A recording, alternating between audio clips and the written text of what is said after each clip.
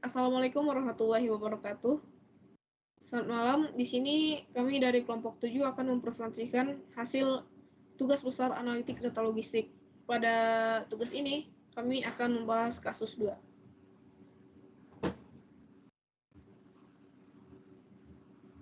Sebelumnya, perkenalkan anggota kelompok dari kami. Yang pertama ada saya sendiri, Mutia Sibrahim dengan NIM 102032330073.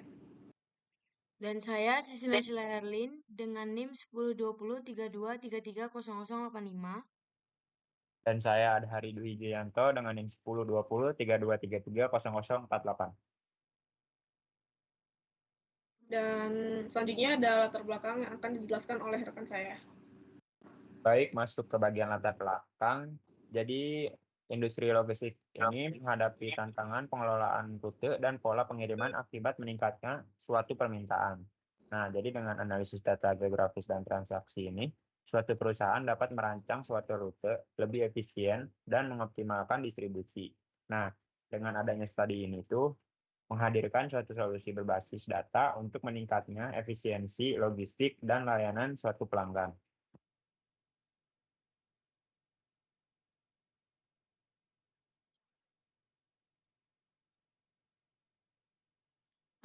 Selanjutnya yaitu ada rumusan masalah. Nah, dari latar belakang kita mendapatkan rumusan masalah. Yang pertama yaitu bagaimana sih cara menentukan pengelompokan titik pengiriman yang optimal untuk menciptakan rute pengiriman yang baru yang lebih efisien. Nah, yang kedua yaitu pola kombinasi produk apa yang sering dikirim bersama dalam rute yang sama. Nah, bagaimana pola tersebut dapat dimanfaatkan untuk meningkatkan efisiensi layanan. Nah, yang ketiga yaitu apakah terdapat hubungan antara pola pengiriman produk yang sering dikirim bersama dengan klaster geografis dan bagaimana hubungan tersebut dapat mendukung efisiensi operasional perusahaan.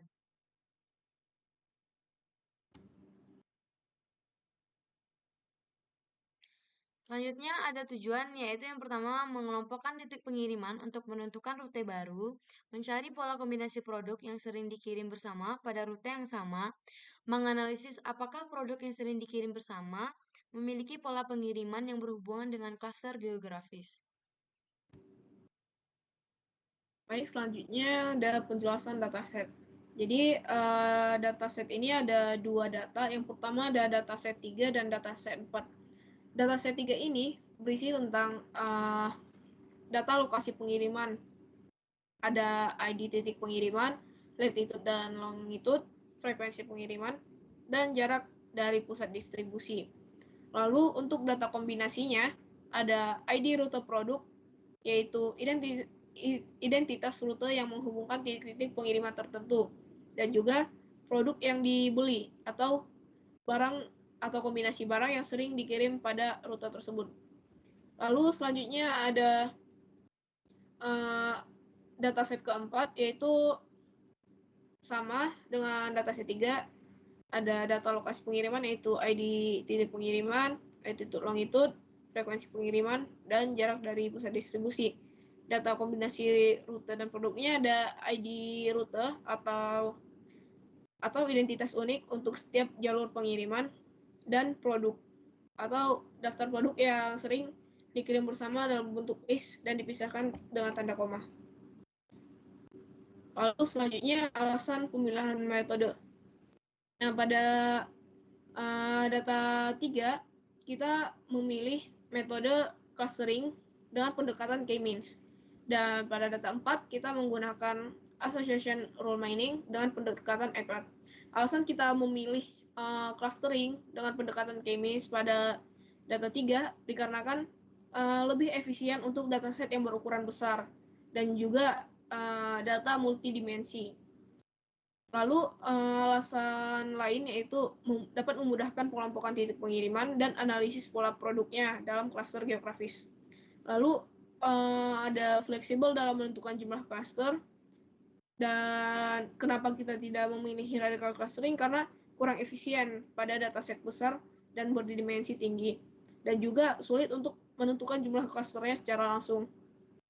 Lalu alasan untuk pemilihan metode dengan pendekatan ECLAT, yaitu yang pertama ada efisien untuk dataset dengan banyak kombinasi. Lalu ECLAT ini menggunakan representasi vertikal untuk mempercepat analisisnya, sedangkan untuk a priori dia menggunakan representasi horizontal. Lalu cocok untuk menemukan kombinasi produk yang sering dikirim bersama. Itulah alasan pemilihan metode. Lalu untuk tahapan penyelesaian masalah, di sini kita menampilkan dalam bentuk flowchart, yang dimana dimulai dari start untuk memulai, lalu dilakukan proses identifikasi masalah, lalu tujuan penelitian, lalu proses pengumpulan data. Di sini kita mendapatkan dua data, yang pertama ada data 3 dan data 4. Data 3 berisi tentang delivery point, latitude, longitude, delivery frequency, dan data from center. Di data 4 berisi tentang rute ID dan distance from center. Lalu dilakukan pengolahan data pada kedua data. Pada pengolahan data 3 dilakukan pre-processing data, standarisasi data, mencari jumlah klaster, dan visualisasi data. Pada data 4 juga dilakukan pre-processing data, menghitung jumlah item, clean data, dan visualisasi data. Selanjutnya dilakukan analisis hasil pada kedua data dan menghasilkan pada data 3 association rule mining dengan pendekatan ECLAT. Pada data 4, analisis hasil menghasilkan clustering dengan pendekatan K-means. Lalu ditarik kesimpulan dari keduanya, lalu stop dan lanjut. Selanjutnya akan dijelaskan oleh rekan saya. Selanjutnya yaitu hasil dan pembahasan dari proses pra-processing, yaitu yang pertama install a priori. Nah, sintaks ini tuh untuk menginstal pustaka a priori untuk menjalankan algoritma a priori dalam analisis data, seperti menemukan pola pada data transaksi. Yang kedua yaitu import libraries.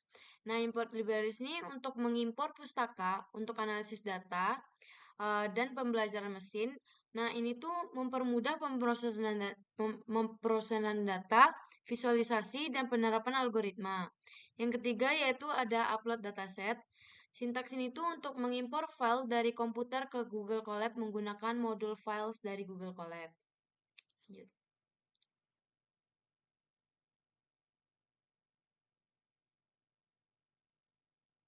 Oke, selanjutnya masuk ke hasil dan pembahasan eksplorasi.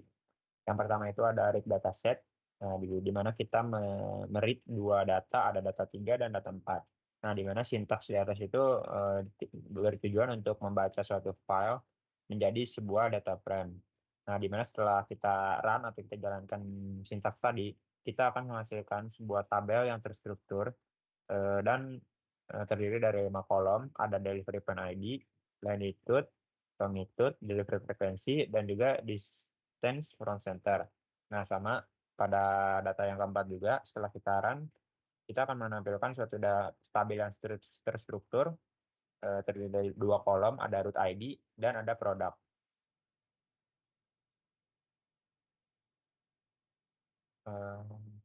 Kemudian yang kedua ada check missing value. Nah, sintaks ini tuh bertujuan untuk menghitung jumlah nilai yang kosong di setiap kolomnya. Nah, setelah kita run atau kita jalankan sintaks tadi, kita mendapatkan hasil suatu pengecekan, nah, di mana pada yang terlihat pada gambar tersebut, bahwa pada kolom itu tidak ada suatu nilai yang hilang. Nah, sama seperti data yang keempat, setelah di-run tidak terdapat juga nilai yang hilang atau data yang hilang.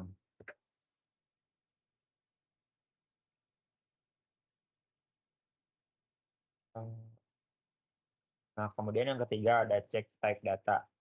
Nah, sintaks tersebut itu digunakan untuk memeriksa tipe data dari setiap kolom pada dataset. Nah, setelah kita running sintaks tersebut, kita akan menghasilkan atau menunjukkan suatu data frame dengan kolom delivery point ID, latitude, longitude, delivery frequency, dan juga distance from center. Nah, sama seperti yang tadi, di mana pada data 4 ini, setelah kita run atau kita jalankan, kita akan menghasilkan suatu data frame yang terdiri dari dua kolom, ada route ID dan juga produk, di mana kolom tersebut bersifat bertipe objek. Baik, selanjutnya ada parametrisasi data. Yang pertama ada parametrisasi dari ARM. Nah, sintaks ini digunakan untuk menemukan pola hubungan antara item dalam dataset dengan parameter. Pada line pertama, mean support values dengan nilai 0,01 itu digunakan untuk menentukan frekuensi minimum dan juga mencoba dengan persentase nilai tersebut. Seperti di 0,01 akan dicoba dengan 1% dan seperti itu seterusnya. Lalu ada max line values. Di sini itu untuk membatasi panjang maksimal item setnya, yaitu di sini ada 2 sampai 4 item set. Lalu ada value support di sini untuk mengurutkan hasil nilai. Selanjutnya ada parametrisasi dari clustering. Sintaks ini berisi tentang pencarian nilai cluster dengan menggunakan metode elbow. Nah, pada gambar yang di kanan, di sini adalah hasil setelah di running dari sintaks tersebut dan menunjukkan bahwa nilai yang optimal pada cluster ini yaitu berada di 4. Nah, garis merah tersebut menunjukkan angkanya. Lalu pelompokan data yang optimal tanpa menambah kompleksitas modenya. Selanjutnya ada hasil dan pembahasan dari clustering. Yang pertama ada install need, yaitu sintaks ini berfungsi untuk mengimpor kelas ni locator untuk menemukan titik ni atau elbow. Selanjutnya ada visualisasi data. Sintaks ini bertujuan untuk memvisualisasikan data 3 sebelum di cluster. Nah, hasilnya ada pada gambar di sebelah kanan. Hasil sintaks ini menghasilkan grafik pair plot yang menunjukkan distribusi merata pada variabel dan hubungan acak antar variabel. Ini mengidentifikasikan tidak ada korelasi yang kuat, berguna untuk analisis lanjutan seperti clustering. Lalu selanjutnya ada regression plot, yaitu sintaks ini bertujuan untuk membuat grafik regresi antara distance from center dan delivery frequency untuk mengevaluasi hubungan linear dan membantu analisis logistik. Regression plot ini menunjukkan hubungan positif yang lemah antara distance from center-nya dan delivery frequency-nya. Dengan variabilitas yang tinggi, mengidentifikasikan faktor lain mempengaruhi frekuensi pengirimannya. Selanjutnya ada standardized data. Sintaks ini berguna untuk menstandarisasi data agar data tersebut memiliki nilai rata-rata 0 dan standar deviasi 1. Lalu developing the model. Sintaks ini bertujuan untuk mengelompokkan data ke dalam 4 cluster. Kenapa 4? Karena tadi pada metode elbow kita mendapatkan nilai optimalnya 4. Lalu kita masukkan di n clusternya dan memasukkan random state-nya di 42. Lalu hasil cluster akan disimpan dalam kolom cluster pada data 3 untuk analisis segmentasi dan optimasi logistik. Selanjutnya ada silhouette score. Sintaks ini melakukan klasterisasi k-means dengan 4 cluster pada data menambah hasil ke kolom cluster dan mengevaluasi kualitas cluster dengan silhouette score-nya. Di sini bisa kita lihat nilai silhouette score-nya ada di 0,2 sekian. Lalu selanjutnya ada visualisasi cluster k-means. Nah, sintaks ini bertujuan untuk memvisualisasikan hasil cluster k-means yang telah dicari tadi. Dan untuk hasilnya di sini kita menampilkan dalam 4 warna. Di sini dengan warna berbeda untuk masing-masing klasternya. Ini berguna untuk menganalisis lokasi dan perencanaan regionalnya. Di sini juga kita menampilkan dalam bentuk tabel. Data ini data yang sudah diklasterkan. Oke, kita masuk ke hasil dan pembahasan asosiasi. Yang pertama ada item count. Nah, di mana sintaks ini itu digunakan untuk menghitung jumlah item dalam setiap baris kolom produk. Nah, setelah sintaks tadi kita jalankan, kita akan menghasilkan suatu proses analisis menggunakan Python yang terdiri dari 2 kolom. Pada tabel tersebut ada root ID, 3 kolom sorry, ada root ID, produk, dan item count.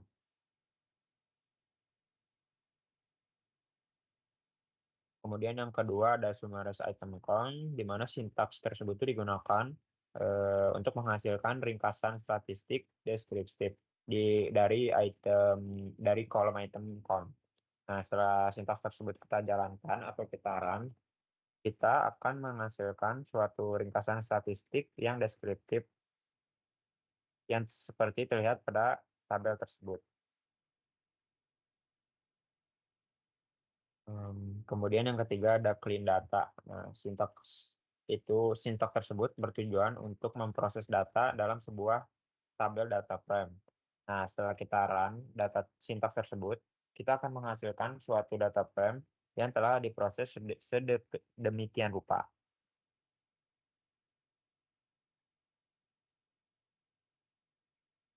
Kemudian yang keempat ada count the frequency of each item, di mana sintaks tersebut tuh bertujuan untuk menghitung frekuensi kemunculan setiap item dalam kolom item dari suatu tabel data frame. Nah, setelah kita run atau kita jalankan sintaks tersebut, kita akan menghasilkan atau menunjukkan suatu jumlah atau frekuensi dari beberapa item yang tercatat. Next. Kemudian yang kelima ada diagram pie. Nah, sintaks ini tuh bertujuan atau berguna untuk membuat suatu diagram pie untuk memvisualisasikan proporsi suatu item. Di mana setelah sintaks tersebut kita run, nah kita akan menampilkan suatu diagram pie dengan distribusi proporsi item-item tersebut. Next. Kemudian yang keenam itu ada visualis the data. Nah, sintaks ini tuh digunakan untuk membuat suatu diagram batang dengan label sumbu, judul, dan notasi label sumbu X. Nah, setelah kita run sintaks tersebut, kita akan menghasilkan suatu tabel batang. Nah, yang terlihat pada gambar di mana suatu sumbu Y itu akan menghasilkan suatu nama-nama item tersebut, dan pada sumbu X akan menghasilkan total jumlah item tersebut. Next. Kemudian yang ketujuh ada grouping data. Nah, di mana sintaks tersebut itu bertujuan untuk mengelompokkan data berdasarkan kolom root ID dan mengumpulkan semua nilai. Nah, setelah kearan sintaks tersebut, kita akan menghasilkan suatu tabel dari 2 kolom. Ada root ID dan juga ada item.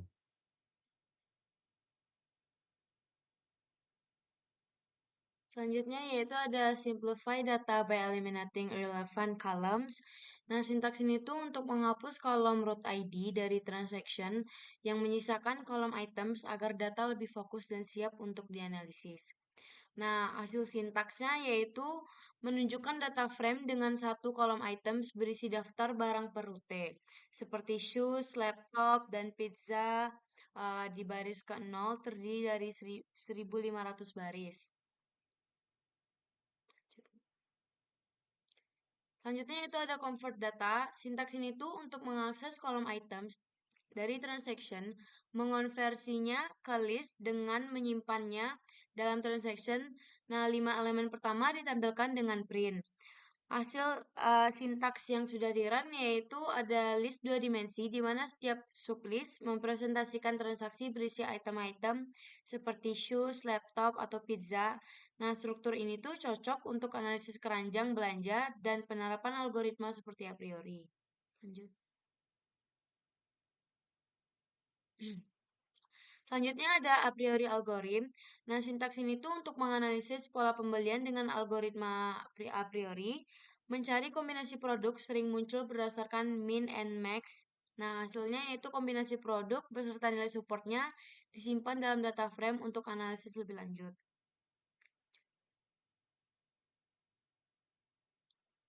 Nah, ini hasil dari sintaks a priori algorithm, yaitu berupa feature warning menunjukkan bahwa penggunaan PD concate dengan data frame kosong atau hanya berisi NA not available akan berubah di versi Pandas mendatang.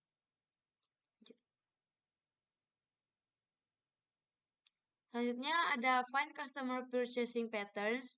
Sintaks ini tuh digunakan untuk menampilkan isi dari variabel yang berisi data hasil analisis asosiasi antar produk. Tujuannya yaitu untuk menemukan pola pembelian pelanggan seperti produk yang sering dibeli bersama. Hasil sintaks dari yang sudah kami run yaitu menunjukkan sebuah tabel kombinasi produk yang sering dibeli bersama beserta supportnya. Seperti contohnya burger dan phone, yaitu 0,152%. Nah, data ini tuh berguna untuk memahami pola belanja pelanggan dan mengoptimalkan strategi bisnis.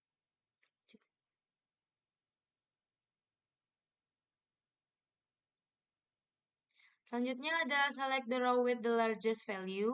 Sintaks ini tuh untuk memilih baris dengan nilai support tertinggi. Nah, hasil sintaks yang sudah kami run yaitu menampilkan sebuah tabel kombinasi produk dengan support tertinggi. Contohnya, burger dan chair memiliki 0,153667 yang menunjukkan kombinasi ini sering dibeli bersama.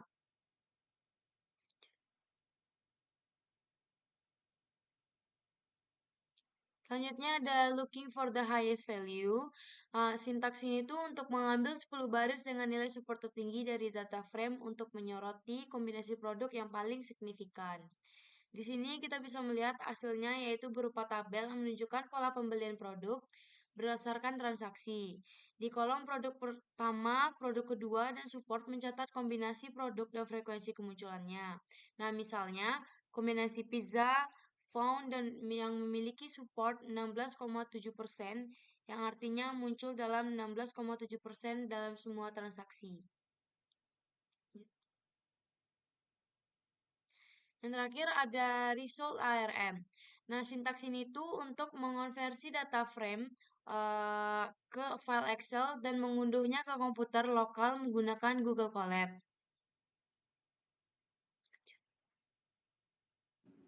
Baik, selanjutnya ada integrasi, clustering, dan asosiasi. Jadi pada kedua metode ini, clustering dan asosiasi, kami tidak menemukan integrasi karena perbedaan struktur datanya. Pada clustering K-means menggunakan data geografis dan frekuensi pengiriman, sementara pada analisis asosiasi ECLAT hanya mengandalkan data transaksional produk. Jadi tidak ada hubungan langsung antara titik pengiriman dan rute produk, sehingga integrasi keduanya bisa menghasilkan kesimpulan yang tidak valid. Selain itu, perbedaan unit analisisnya dapat menambah kompleksitas integrasi.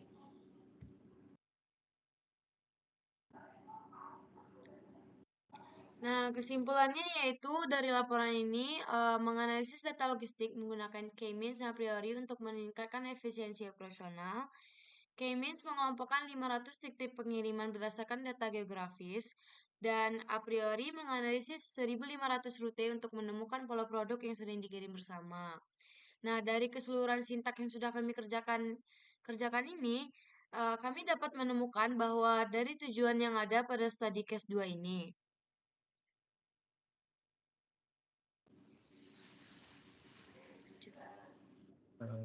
Nah, kemudian ada beberapa rekomendasi. Yang pertama itu ada penerapan zona pengiriman, yang kedua ada strategi bundling produk, yang ketiga ada penyesuaian tata letak gudang, dan yang keempat itu ada evaluasi dan monitoring. Mungkin sekian dari hasil presentasi kami, kurang dan lebihnya mohon maaf. Assalamualaikum warahmatullahi wabarakatuh.